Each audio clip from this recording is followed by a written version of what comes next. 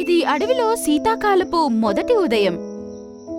మిట్టు, టీను, మీను అనే పక్షులు మేనా గుడ్లగూబతో కలిసి ఆకాశంలో షికారుకి వెళ్తాయి. కాని ఉదయం పూట పొగమంచు కారణంగా ఈరోజు ఆకాశంలో వాళ్ళు సరిగ్గా ఎగరలేకపోయారు. అన్ని లావు బొప్పాయి చెట్టు కొమ్ము మీద వెళ్లి కూర్చున్నాయి. ఎలా ఉన్నారు ప్రియమైన పక్షులారా? పొద్దు పొద్దున్నే షికారు ఎలా ఉంది? పెద్దగా ఏమీ లేదు బొప్పాయి అన్న. మీ ఉదయం ఎలా ఉందో చెప్పండి. నాకైతే ఉదయం సాయంత్రం సమానమే. ఇంకా ఎప్పటి వరకైతే మీకు సహాయపడుతూ ఉంటానో అప్పటి వరకు సంతోషంగా ఉంటా. నువ్వు చాలా మంచోడివి బొప్పాయి అన్నా. అలా అంటూ మిట్టు వేరే పక్షులతో చెప్పింది. ప్రియమిత్రులారా, ఈసారి మంచు చాలా ఎక్కువ పడేలా ఉంది. నేను చెప్పేదేంటంటే మనమందరం ఇప్పుడే మన గూళ్ళు ఇళ్లల్లో నీలం పువ్వులతో అలంకరణ చెయ్యాలి. అప్పుడు వాటి వల్ల ఇళ్లలో వేడి పుడుతుంది. ఇంకా మనం ఈ చలికాలం రాత్రుల్లో మంచు నుంచి కాపాడుకోవడానికి ఇప్పటి నుంచే సిద్ధంగా ఉండాలి. నేను కూడా అదే ఆలోచిస్తున్నాను. ఈసారి ఈ పనిని మనము ముందుగానే చెయ్యాలి. పదండి, అందరూ నీలికొండ దగ్గరికి వెళ్దాం. ఒకవేళ మీకేదైనా ఇబ్బంది అయితే నన్ను తప్పక గుర్తు చేసుకోండి. అలాగే బొప్పాయి అన్న, పదండి అందరం నీలం కొండకెళ్ళాలి. పక్షులన్నీ అక్కడి నుండి నీలి చెట్లు ఉన్న కొండవైపు ఎగిరిపోయాయి. అక్కడ నీలి మందు చెట్లు ఉంటాయి.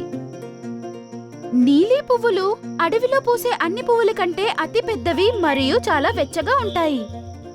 శీతాకాలంలో అన్ని పక్షులు వారి ఇళ్లను మరియు గూడులను ఈ పువ్వులతో అలంకరించి వాటిని వెచ్చగా ఉంచుకుంటాయి. పక్షులన్నీ కొండపైకి చేరుకున్నప్పుడు కొన్ని గద్దలు వాటికంటే ముందే అక్కడికి వచ్చేశాయి. మీరంతా వరద బాధితుల్లాగా ఇక్కడికి ఎందుకు వచ్చారో?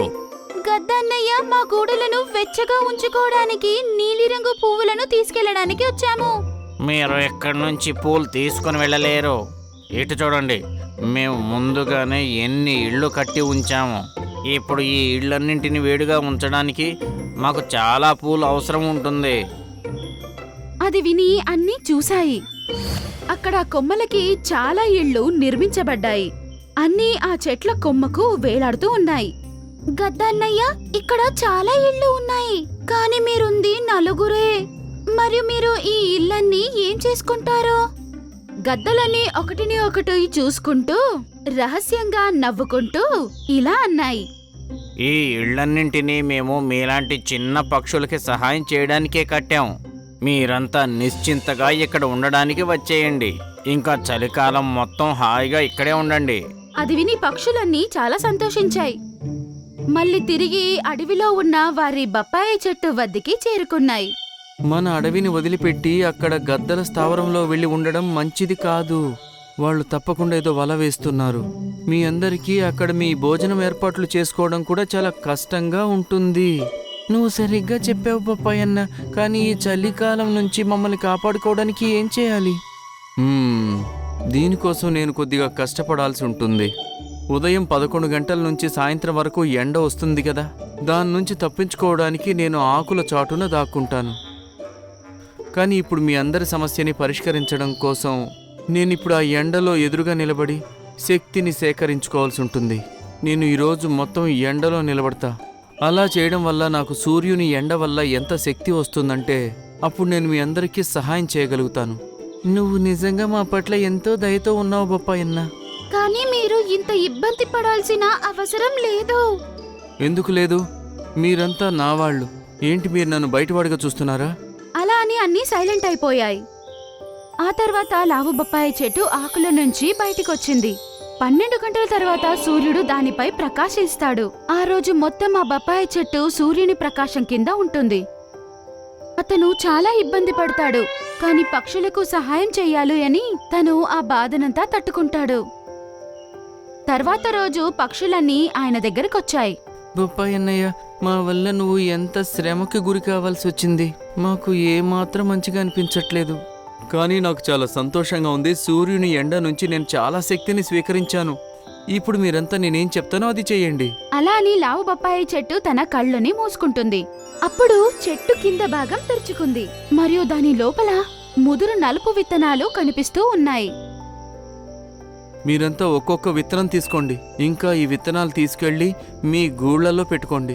రాబోయే రోజుల్లో ఈ విత్తనాలన్నీ పచ్చి బొప్పాయిలాగా మారిపోతాయి. ఆ బొప్పాయిల్లో ఎంత వేడి ఉంటుందంటే ఈ మొత్తం చలికాలం అంతా మీరు దాంతో హాయిగా గడిపేయవచ్చు. అది విని పక్షులన్నీ లావు బొప్పాయి చెట్టుకి ధన్యవాదాలు తెలిపాయి. ఆపై ఒక్కొక్క పక్షి తన యొక్క నోటితో ఒక్కొక్క విత్తనాన్ని తీసుకెళ్లాయి. ఆపై విత్తనాన్ని తీసుకెళ్లి వాటి గూటిలో పెట్టుకున్నాయి. 3 రోజుల్లో ఆ విత్తనం పగిలి పెద్దదయ్యింది మరియు పచ్చి బొప్పాయిగా మారిపోయింది. పక్షులు వాటి నోటితో బొప్పాయికి ఒక పెద్ద రంధ్రాన్ని పెట్టాయి. లోపలికి బయటికి వెళ్ళడానికి ఒక ద్వారాన్ని తయారు చేసుకున్నాయి. ఇప్పుడు అవి ఉండడానికి ఒక మంచి చక్కనైన వెచ్చని ఇల్లు తయారయ్యింది. అన్నీ చాలా సంతోషంగా ఉన్నాయి మరియు బొప్పాయి చెట్టుని కలవడానికి వెళ్ళాయి. ప్రియమైన అన్న, నీకు చాలా చాలా ధన్యవాదాలు. మీరు ఇబ్బందిని తీసుకొని మా కోసం ఒక వెచ్చని ఇల్లుని ఇచ్చారు. మీకు చాలా చాలా ధన్యవాదాలు. అది విని లావు బొప్పాయి చెట్టు కూడా సంతోషపడింది. మరోవైపు 4 గద్దలు కలిసి పార్టీ చేసుకుంటూ ఉన్నాయి. ఇప్పుడు చాలా మజా వస్తుంది. ఆ పక్షులన్నీ బలహీనపడి మనం చేసిన ఈ గూళ్ళలో ఉండడానికి కోసం వస్తాయి. ఆ తర్వాత మనందరికీ చాలా రోజుల కోసం ఆహారం ఏర్పాటు చేయబడుతుంది. అప్పుడే వారి దగ్గరికి రాబందు చేరుకుంది మరియు ఇలా అంటుంది, మీ ప్లాను ఫెయిల్ అయ్యింది. లావు బొప్పాయి చెట్టు వాళ్ళందరికీ సహాయం చేస్తున్నాడు. అవి పచ్చి బొప్పాయితో ఇల్లు నిర్మించుకుని వాటిలో ఉన్నాయి. లేదు, ఇది నీ ఐడియానే కదా? లేదు, నీదే పెద్ద పనికి మాలిన ఐడియా. అప్పుడు అవి 4 తీవ్రంగా వాదించాయి మరియు కొట్టుకోవడం ప్రారంభించాయి. ఇప్పుడు చూడు, మరి నా దెబ్బ. ఇప్పుడు నేను తంతా చూడు. చాలాసేపు వరకు గొడవ పడ్డాయి మరియు అలసిపోయి ఒకవైపు కూర్చున్నాయి. మరోవైపు అన్ని పక్షులు పచ్చి బొప్పాయితో నిర్మించుకున్న ఇంటిలో చాలా వెచ్చగా ఉన్నాయి.